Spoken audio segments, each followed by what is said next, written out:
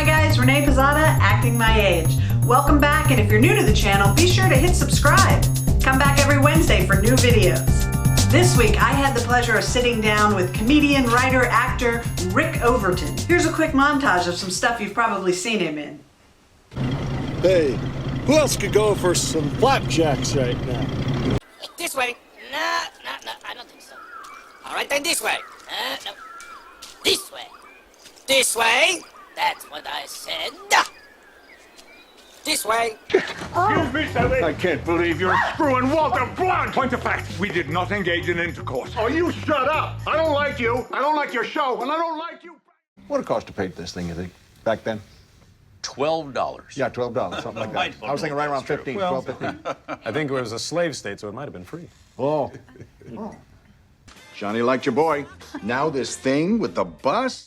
Today, I am with the funny Rick Overton, who is a writer, a comedian, an actor. Did you start off as a comedian? I wanted to be a comedian from when I was a little kid. My father loved Jonathan Winters. He was a jazz musician, and he liked improv. And Jonathan was improv. I'm afraid of Italians because, you know, you can get a bad pizza and die. And so he got me into Jonathan Winters. And then, you know, that's how Robin Williams and I became friends, was because of Jonathan, our mutual respect and love for that guy. I would do funny shticks in class, and I started to figure out this is pretty much close to what I'm going to make my life look like now. Some of my favorite things I've seen are just someone riffing on camera as a character. And I got it in my head to do it when I was watching Peter Sellers as Dr. Strangelove. Mm-hmm. I would watch my dad just disintegrate watching Sellers on TV doing Strangelove. And I went, yeah, I want to get Dad to do that.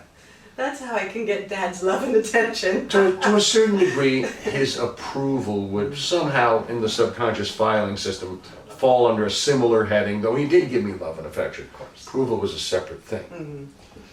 When you get him to approve, and he's in the arts and he approves, ooh, that's a level of validation for a kid, you know? Yeah. Or so a grown-up, for crying out loud. You come from a family that also was very artistic. My father arranged for Thelonious Monk, taught at Juilliard, helped the bebop scene get going, and my mom was one of the Chordettes, the Lollipop, Mr. Sandman. Oh wow, yeah.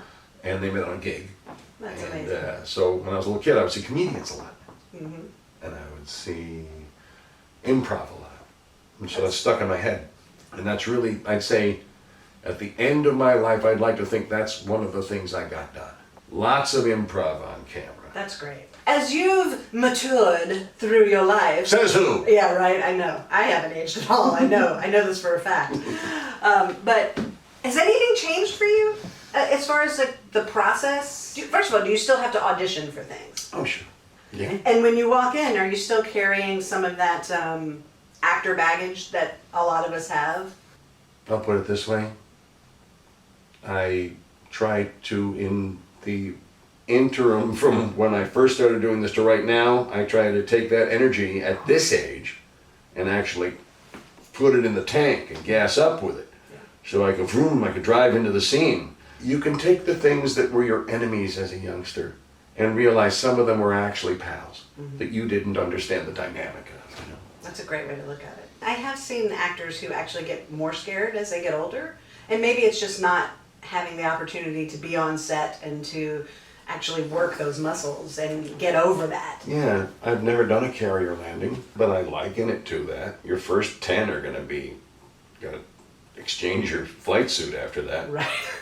And then about the 100th one, you're like, yeah, this one's probably going to suck. Oh, he waved me off, got to come around. Okay, and boom, and there I am with the strap bruise and all that stuff that you always get. And once you always get it, you numb to it. Now the trick is not to numb to the art part when you're getting accustomed to a pattern or a riff. And you'll see songwriters go through this. A songwriter just everything starts to sound like the same 3 chords with different words, a little bit around it, same tone. It's because it worked. And they don't want, it ain't broken, they don't fix it and realize it working too long is the broke part. So always growing and changing and taking a chance is like as important as knowing what you know. I say they stand side by side in value in your career, because you look at someone who just does one thing forever and there is value to that. But you see Stephen Root, who does something completely different every time. There's several actors, of course, Streep, completely different every time. Totally. I think if you're not a star, you better keep working on something new. I have a quote. And even if you are, work on something new, because you can stop being a star because you did the same thing so much. Totally.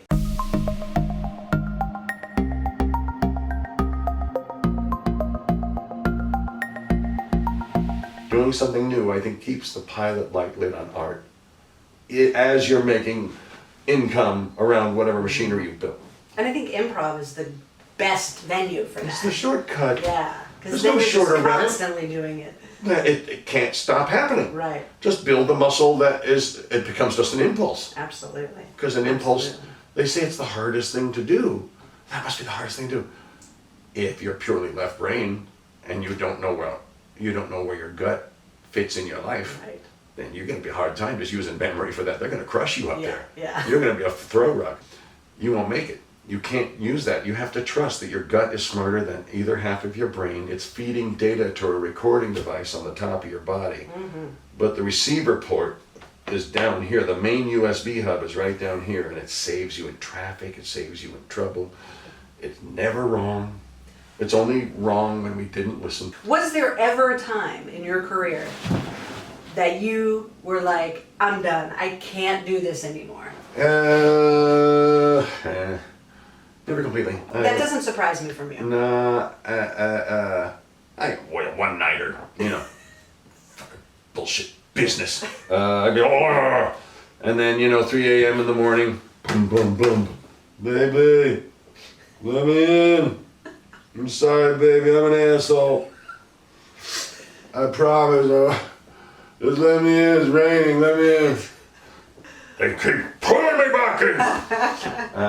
Yeah, this is what I do. Yeah. And this is where they do it, and this is where everything's plugged in, and got to be near where it's plugged in, or make your own thing and plug it in. That's another way to go these days. Right. If you're willing to not be immediately monetized, you can't come into any of this now, guys, with some 1990s model of how it's going to get all picked up at Schwab's or any of that. Those days are done. You are partly on your own. The entire time you have to be, to some degree autonomous artistically as far as how you can control the product. You can't leave it up to them anymore. That's one of the shortcuts. The other shortcut is get into improv. Get into improv and into a group, because what if one of the other members of your troupe gets picked up for a sitcom and they love everybody in their group? How many times have you seen multiple groundling clusters on shows?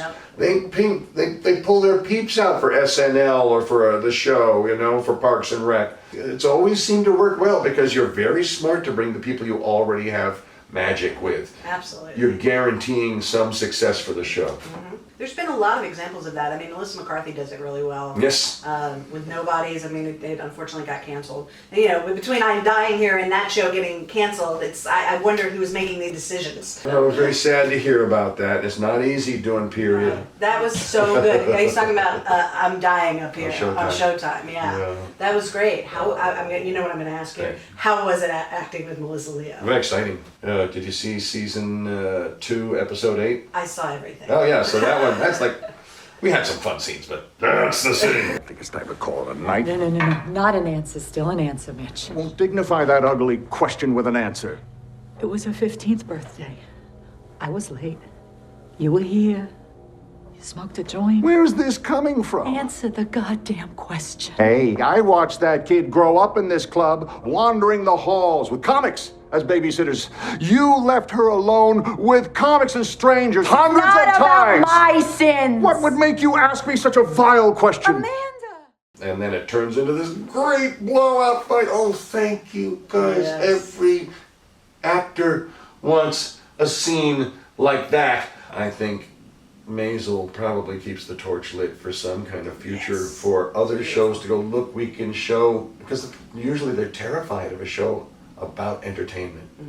That's people don't want to see that, they say. Yeah. Well, they can't relate to it. But I thought going for dreams is kind of universal. Sure is. You don't have to be in the exact line of work to get what they're going for. Right. And I mean, nowadays, you'd mentioned this before, It's so easy for someone in Montana to grab a camera rig and put themselves on tape for a show and end up getting, you know, a great part in something, you know? Yes. Do it yourself. Just create. Damn it, you're right. Just create. Just create. Listen to Renee, just create, and let it find what it's supposed to be, because it's smarter than you. It knows more than you. Creativity knows more than you. It borrowed you for a moment. Be grateful it did, and see what it threw you. We may not be qualified to judge everything it gives us all the time. And only later do we see when someone flipped out over the thing, I was just so, like, oh, now I love it too, because that guy loved it. And then sometimes we have to see from the side how our life, the linear forward path of our life. Yeah. In profile, you know? Totally. Well, listen, what do you got coming up next? Well, I got Drunk History coming up. Ooh. I don't know when, because they don't tell you what order, because it doesn't have to go in any order. That's true. Generally, if someone's a famous on a holiday, you get them landed there, but everything else is just wherever it goes. Okay. So it's coming up, and I can't tell you more about that because you're saying the thing. Yeah. And I was just on Adam Ruins Everything, Oh, great. the Thanksgiving Second Amendment episode, very important episode. Good. And he does very smart stuff. Sure does. And got a couple of things I'm not allowed to do anything about. Okay. NDA NDA time. We're believing. Can't wait to see. Can't wait to see what's coming up. You're fabulous. You're a Right. delight to have You too. on my show. Thank you so much for doing it. Thank you for I inviting know me. that they're going to love it. Anything else you want to add in? Improv, study improv, and here's why. At the end of your career, you'll either be known for how well you repeated or how well you invented. I love that. If you like the video you just saw, give it a thumbs up. Be sure to click subscribe and come back every Wednesday for a new video. I'm Renee Pizzata, acting my age.